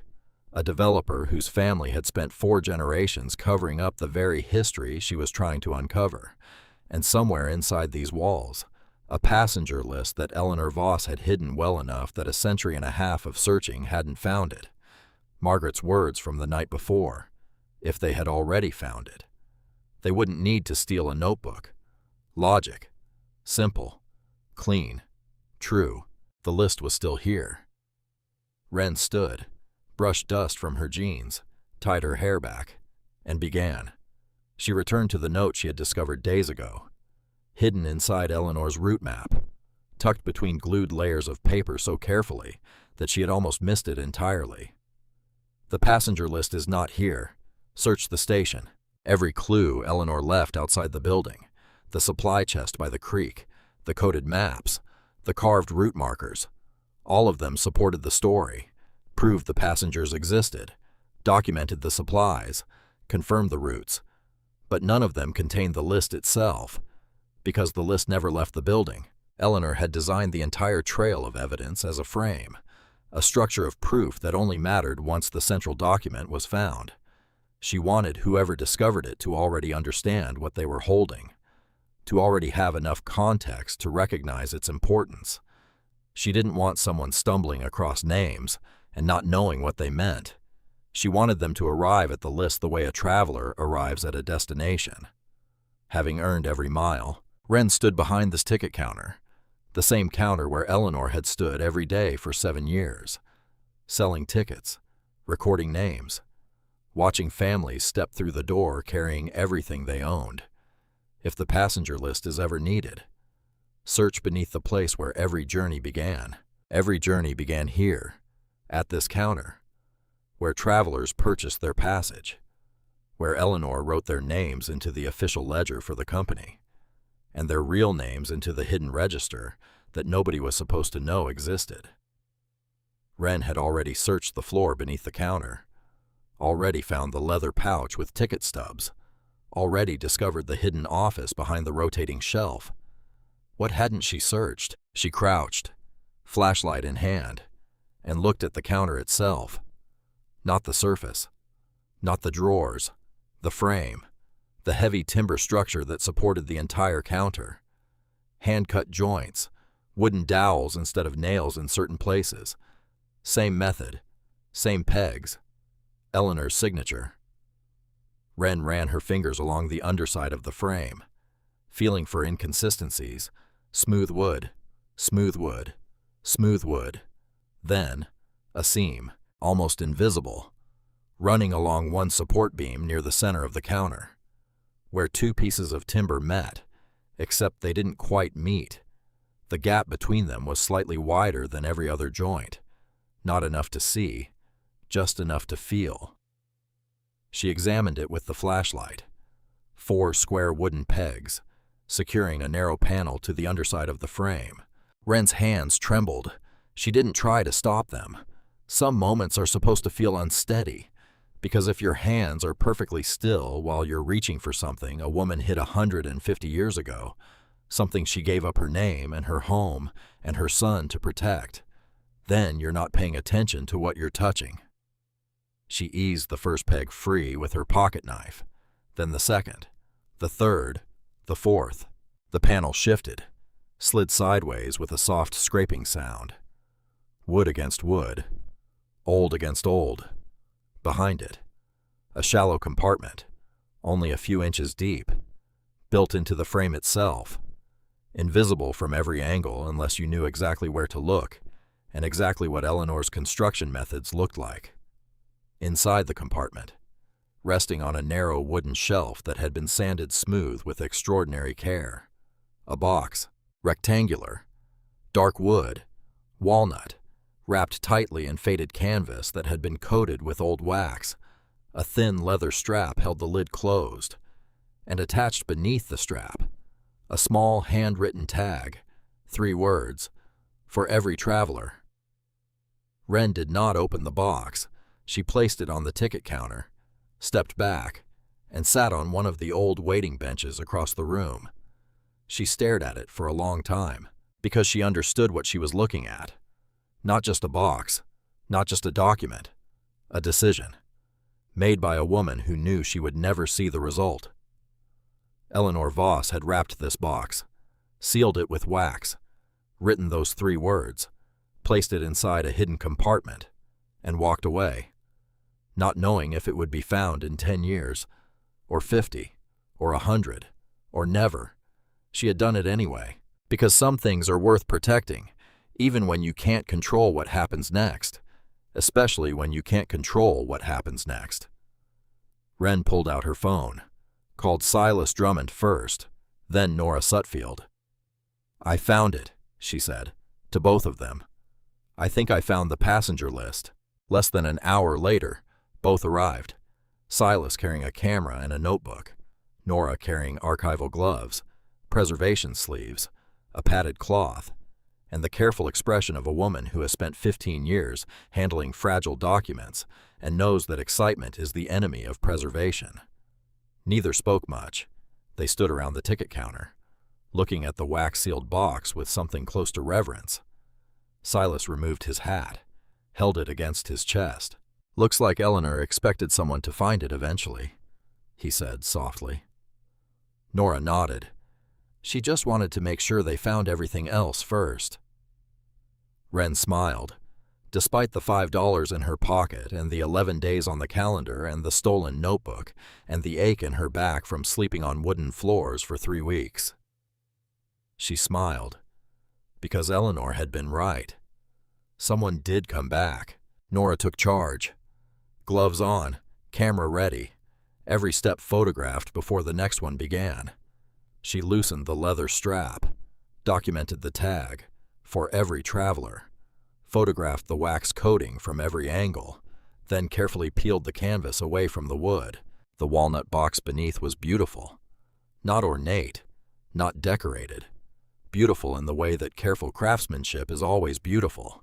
Every joint precise, every surface smooth. Built by someone who understood that what they were protecting deserved a container worthy of its importance. The lid lifted easily. No lock, no mechanism. Just a lid resting on a box, trusting that the hidden compartment and the wax seal and the century and a half of silence would be enough. Inside, a single bundle wrapped in linen, white once, now the color of old cream. No jewelry, no money, no gold, documents. Nora unfolded the linen with the patience of someone diffusing something precious rather than dangerous. A leather-bound register appeared, cover remarkably well preserved. The wax wrapping had kept moisture and insects and time itself from reaching the paper inside. Embossed across the front, in fading gold letters, "Willow Creek Passengers." Wren felt her throat close. Not painfully, the way it does when you're trying not to cry and your body makes the decision for you. Weeks. Weeks of cleaning and searching and decoding and comparing, following breadcrumbs left by a woman she had never met but somehow understood, through hidden offices and coded maps and stolen notebooks and midnight conversations with a 78-year-old woman who had kept a promise for 60 years, all leading here, to this register, to these names. Beneath the register, one folded note, written in Eleanor's handwriting. Names matter. Protect them until the truth can protect them instead. 8 words, that was all. No long explanation, no dramatic confession, no request for recognition or gratitude or fame, just 8 words, and 150 years of silence. Silas looked at Wren. His eyes were wet behind his glasses. The old historian who had spent 40 years studying Stagecoach stops had finally found the one story he didn't know he was looking for. "I think you found the passenger list," he said. Wren nodded. She couldn't speak yet, and that was fine. Some moments don't need words. They need witnesses. Nora prepared a padded cloth on the counter, placed the register on it, and they began, page by page, photograph by photograph, name by name. Eleanor's handwriting filled every line. Neat columns, passenger names, destinations, dates, ticket numbers, the same format as the official company ledgers, except complete, unaltered, every entry preserved exactly as it had been written. Wren recognized several surnames immediately, names she had recovered from the damaged ticket stubs hidden beneath the floorboard, names that appeared on the old tickets but vanished from every official record Nora had searched. Here, they were whole, not fragments, not initials, not ghosts, complete names, real people, and beside many entries, a narrow column running along the right margin, where an ordinary station keeper would have written routine travel notes. Eleanor had written something else. Family reunited, continued west safely, traveling under new surname, children with aunt, do not include on company copy, arrived ill, medicine provided, departed 3 days later toward Thornton. Wren read each note carefully. These weren't bookkeeping comments. These were the private records of a woman who cared more about the people passing through her station than the company that employed her. Page after page, the same pattern. Some travelers appeared exactly as expected, matching the surviving company records. Ordinary passengers on ordinary journeys. Others carried Eleanor's small star beside their names, followed by notes that explained why their identities had been kept separate from the official ledger. Nora compared several ticket numbers from the register with her archive copies. "The accounting still balances," she said quietly. "Revenue matches. Seat counts match. The company got paid for every ticket." "Only the identities disappeared," Wren said. "Only the people." Tucked between the final pages of the register, several folded sheets. Nora photographed their exact position before Wren carefully lifted them free. The first sheet contained no list of names. It was a letter, written in Eleanor's hand, longer than any other document she had left inside the station, and it changed everything. Eleanor explained how she had maintained 2 sets of records for years. The official company ledger satisfied the transportation company's requirements. The hidden register preserved the true identities of travelers whose names needed protection. She described the families, not by name in this letter, but by circumstance. Newly freed families searching for communities where they could begin again. Widows traveling with children and nothing else. Orphans placed in the care of distant relatives. People fleeing violence. People fleeing debt arrangements that amounted to slavery in everything but legal name. She described Cornelius Leland's directive, the order to stop maintaining independent records, the threat of dismissal and legal consequences, and she described what she did next. She didn't comply. She didn't resist openly. She simply continued, quietly, carefully, the way she had always done everything. Separating the real names from the official ones, protecting identities that couldn't survive public records. until the day she realized the company was closing in. Discrepancies had been noticed. Questions were being asked. Cornelius Leland himself planned to inspect the Willow Creek station. Eleanor had perhaps a week to decide. And here is what she wrote. The paragraph that made Wren set the letter down and stare at the wall for a full minute before she could continue reading. I am not a brave woman. I am an ordinary woman who did what seemed right when no other choice felt possible. I do not expect to be remembered. I do not ask to be forgiven. I ask only that if this register is found, the names inside it be restored. Because those people existed. They traveled through this station. They trusted me. And they deserve to be remembered by the names they were born with, not by silence. She went on. I chose to leave Willow Creek, not because I was forced, because I understood that if I stayed, they would find the register. And if they found the register, they would find the families. So I removed myself from the story, because the story was never about me. It was about them. I did not disappear. I chose to be silent, so that the names inside this book could survive. Wren looked up. Nora had stopped typing. Silas had set down his camera. The room was very quiet. She gave up everything, Wren said. Her name, her home, her place in history, so that a book of names could survive inside a wall. Silas cleared his throat. She didn't give up everything. She gave up herself. That's more. Nora carefully placed the letter inside a protective sleeve. Her hands were steady. Her eyes were not. She never wanted credit, Nora said. She wanted them remembered. 9 days remained before the county inspection. They worked without stopping. Silas contacted transportation historians at 3 universities. Nora assembled side-by-side comparisons between Eleanor's hidden register and the surviving company ledgers. Every altered name, every blank space, every rewritten page, documented, cross-referenced, verified. The paper, the ink, the binding, the ticket numbering system. Everything matched the period exactly. No forgery could have produced this level of consistency across hundreds of entries spanning multiple years. More importantly, the hidden register explained discrepancies that historians had noticed for decades without understanding. Entire sequences of ticket numbers had always existed in company records without corresponding passenger names. Nobody knew why. Clerical errors, lost pages. That's what everyone assumed. Eleanor's register explained every single one. Nora prepared a formal authentication report.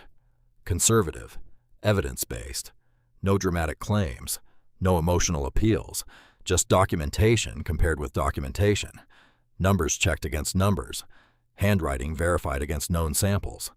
The conclusion was simple. The Willow Creek passenger register represents a previously unknown primary source documenting travelers who were deliberately omitted from official transportation records during the period 1875 through 1883. All internal evidence is consistent with authentic materials from the stated period. The register fills significant gaps in existing county and corporate archives. 7 days before the inspection, Nora submitted the authentication report to the County Historical Commission, along with a formal request to review the preservation status of the Willow Creek Stagecoach stop. 6 days before, the commission acknowledged receipt and scheduled an emergency review session. 5 days before, word spread through town, and the town that had laughed when an 18-year-old girl spent her last $100 on a collapsing building suddenly stopped laughing.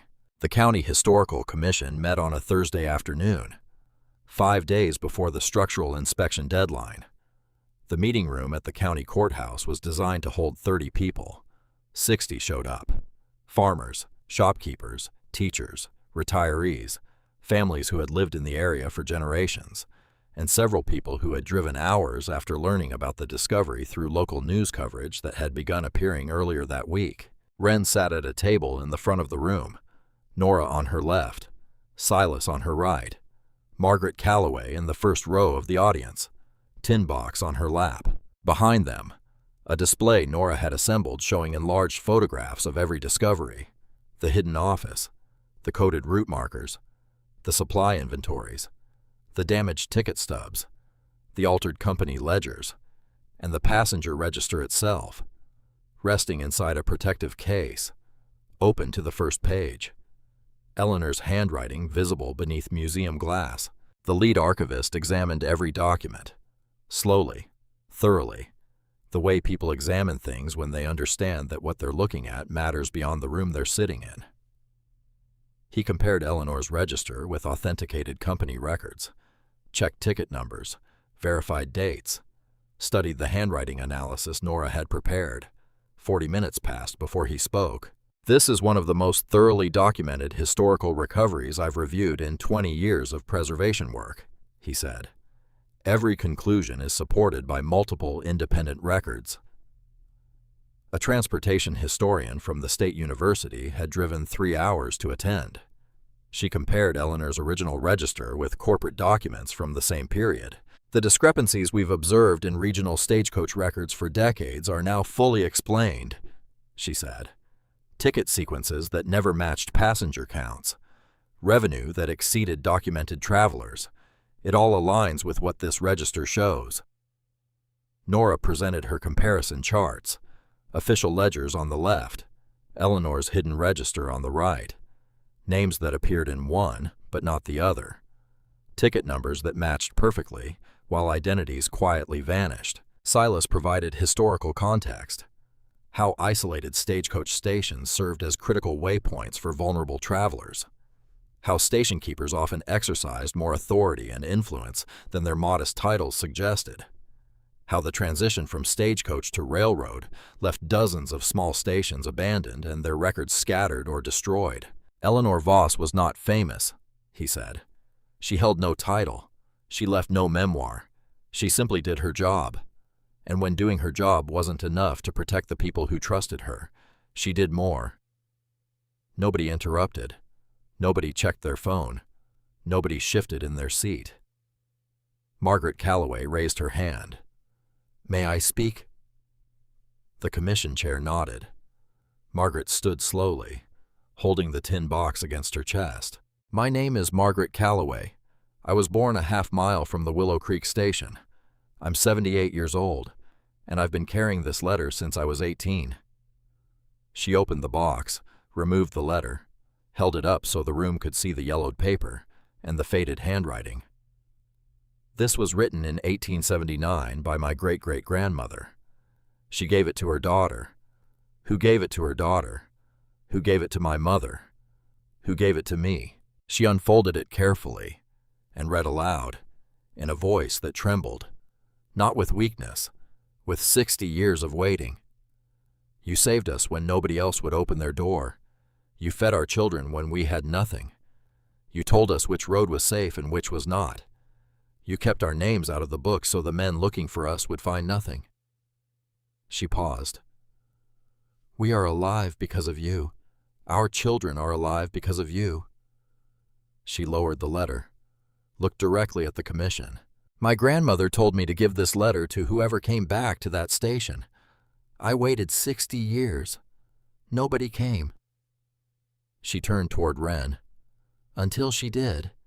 An 18-year-old girl with $100 and a backpack, and she found what nobody else ever bothered to look for." The room was silent, the kind of silence that happens when a large group of people simultaneously realizes they are witnessing something that will be talked about for a very long time. Garrett Leland was in the room. Wren had noticed him enter just before the session began. Back row, no portfolio this time, no practiced smile. He sat with his hands folded in his lap, watching, listening. When the commission chair opened the floor for public comment regarding the preservation status of the property, Garrett stood. The room shifted. People turned in their seats. Several who recognized him exchanged glances. Wren felt Nora tense beside her. Garrett walked to the front, stood before the commission table. He didn't look at Wren. He looked at the passenger register displayed beneath glass on the evidence table. He stood there for a long time, long enough for the silence to become uncomfortable, long enough for people to wonder if he was going to speak at all. Then he did. "My family's name is in those company records."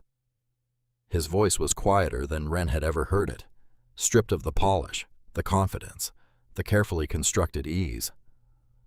"Cornelius Leland was my great-great-grandfather. He managed the stage line that ran through Willow Creek." He paused. "I've known about the discrepancies in the company ledgers since I was in college. My father showed them to me. His father showed them to him. Every generation knew something didn't add up, but nobody wanted to look closely enough to find out what." Another pause. Longer this time. "I came to Willow Creek because I wanted to develop the land. That's true. But I also came because I knew that if someone found what was hidden inside that station, the records would show that my ancestor ordered the passenger names changed." He looked at the register. He erased them. Families who trusted that station, who trusted Eleanor Voss. He removed their names from the official records to protect the company from liability, from scrutiny, from having to explain why a station keeper was helping people his business partners didn't want helped. Garrett turned toward the commission.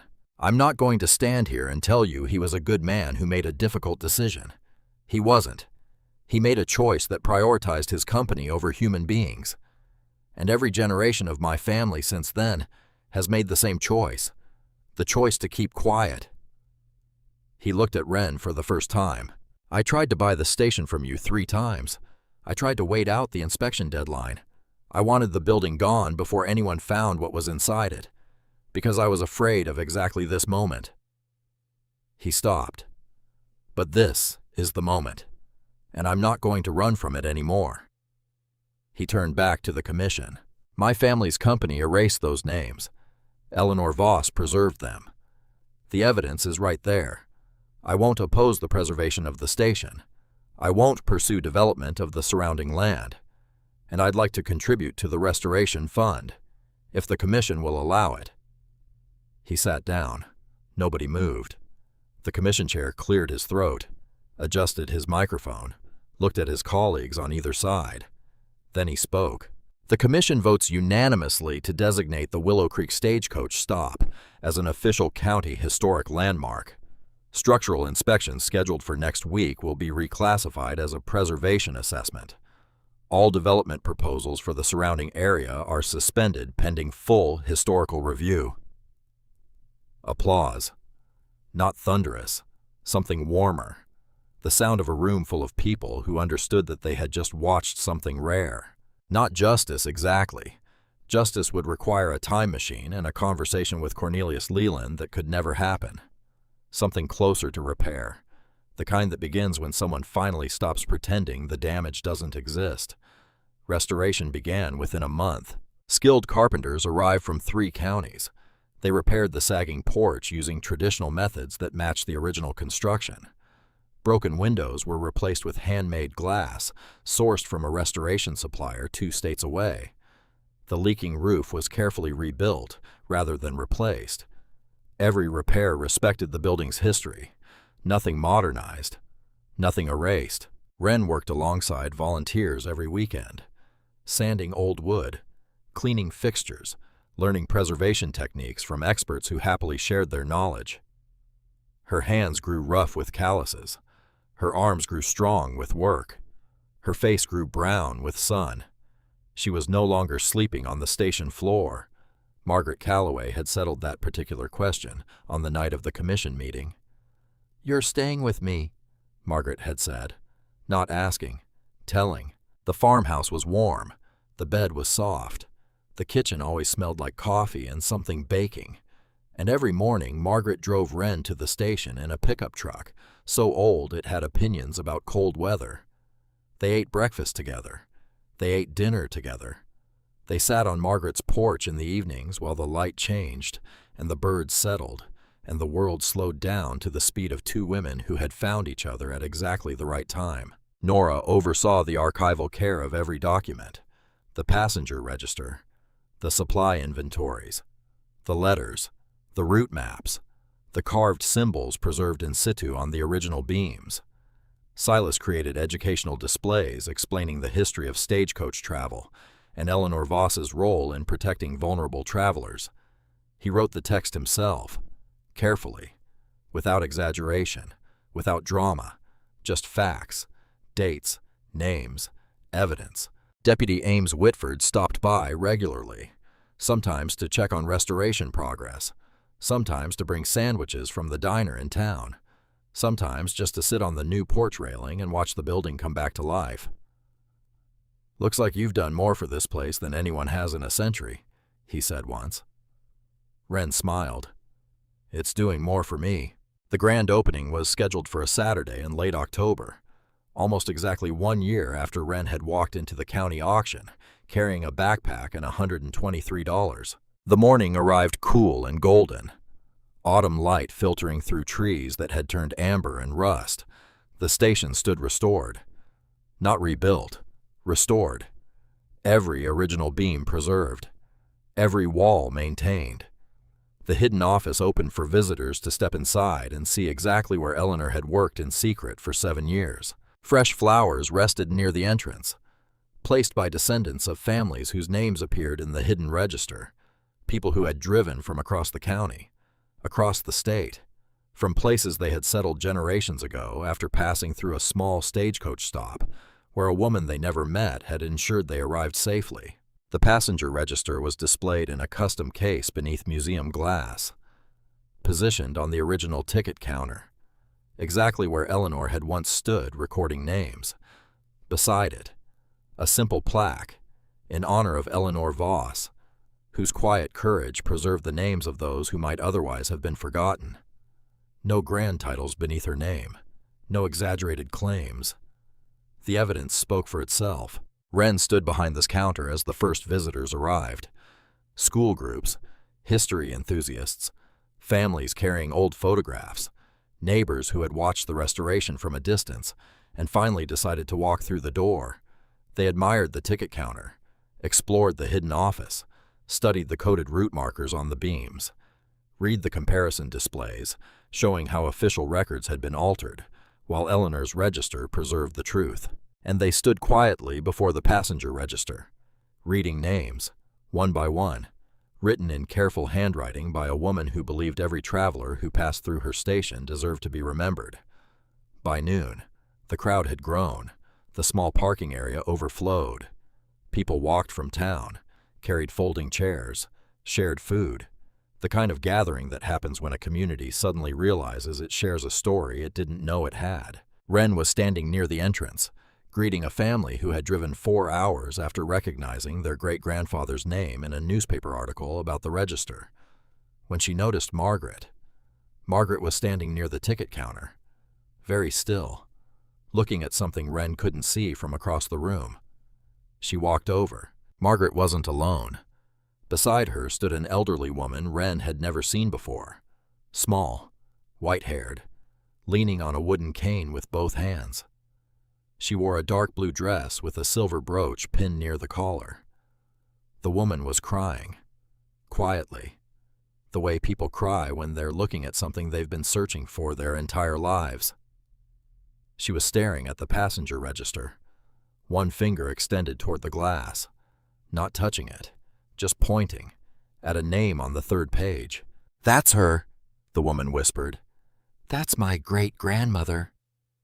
Wren looked at the entry, a woman's name, traveling with 2 children, destination listed as the Valley Settlement west of Thornton, Eleanor's note beside it. Safe, family reached destination, children healthy. The elderly visitor turned to Wren, her eyes red, her smile enormous. "My family always told the story, how my great-grandmother traveled through a small station and a kind woman helped her, fed the children, showed them the safe road. But we never had proof. We never had her name written anywhere official." She gestured toward the register. "Now we do." Wren nodded. She couldn't speak. Her throat was too tight, the good kind of tight. The woman turned toward Margaret and stopped.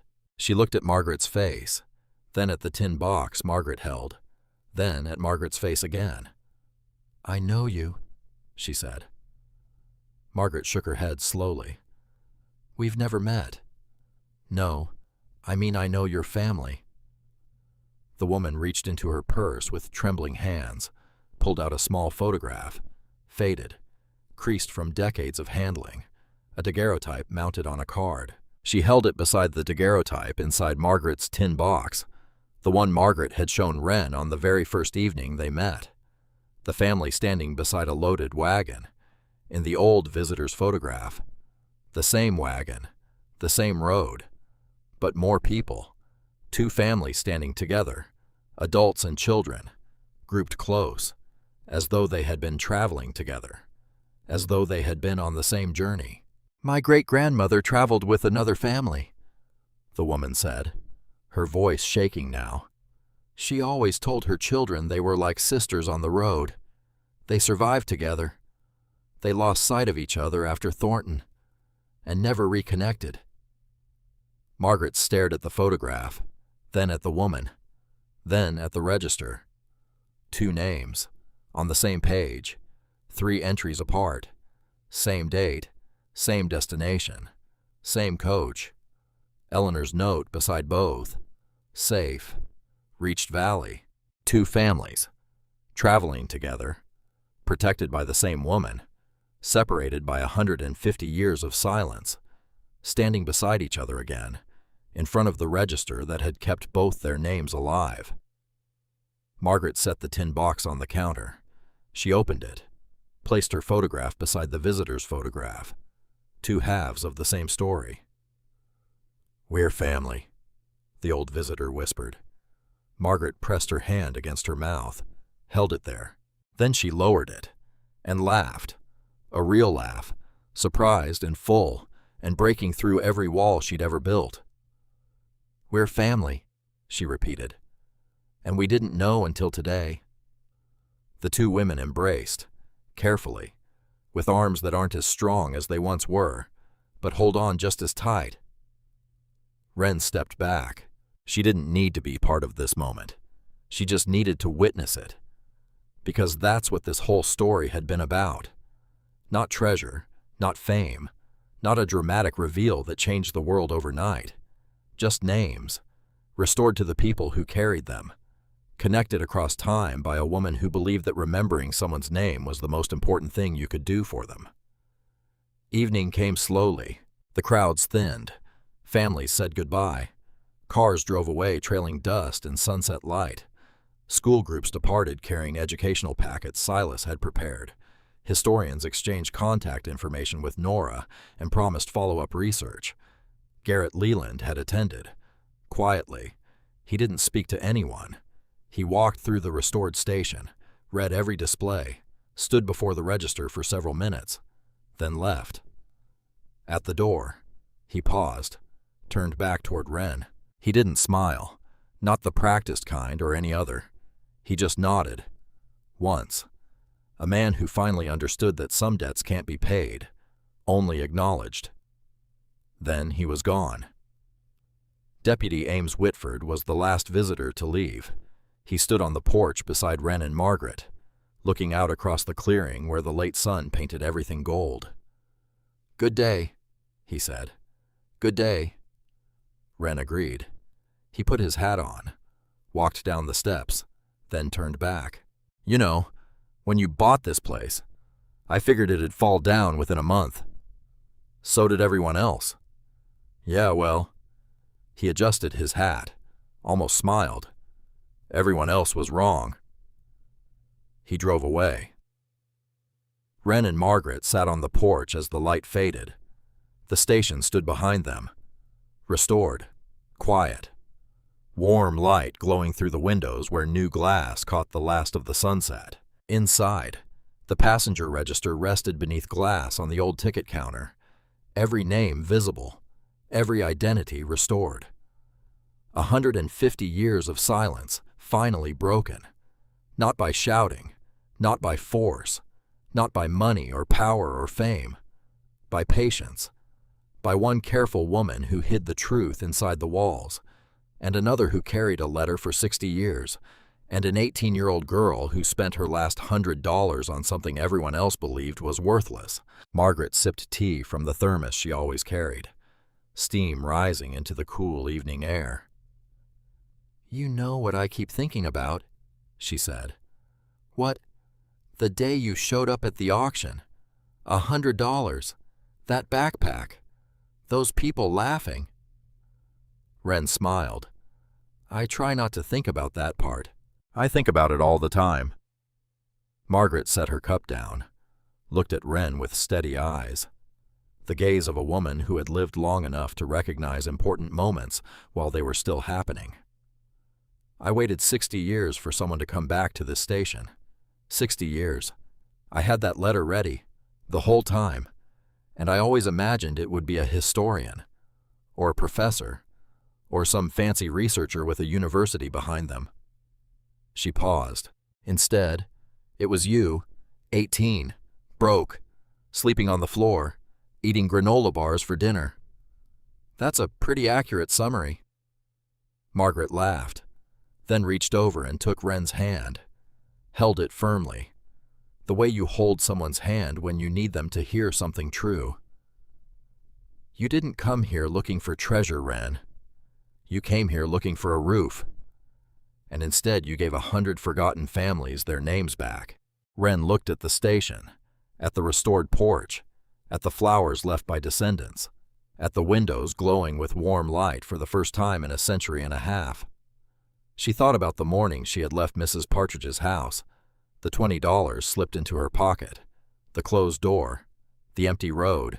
She thought about Eleanor Voss, standing behind the same ticket counter, writing names in a hidden register, knowing she would eventually have to choose between her own safety and the safety of the people who trusted her, choosing them. She thought about Margaret, 18 years old, receiving a letter from her mother, being told to wait, to keep it safe, to give it to whoever came back, waiting 60 years, 3 women, 3 different centuries, connected by one small building on a forgotten road, by the belief that every person who passes through your life deserves to be treated as though they matter, because they do. Margaret. Thank you for waiting." Margaret squeezed her hand. "Thank you for being worth waiting for." The stars came out, one by one, patient, unhurried, arriving exactly when they're supposed to. The old stagecoach stop settled deeper into the ground it had stood on for 150 years. The timber creaked softly. The wind moved through the eaves with a sound that might have been a whisper, and somewhere inside, beneath museum glass, resting on a counter worn smooth by thousands of forgotten hands, the passenger list lay open, every name legible, every identity restored, not hidden anymore, not silent anymore, remembered, the way Eleanor always believed they would be.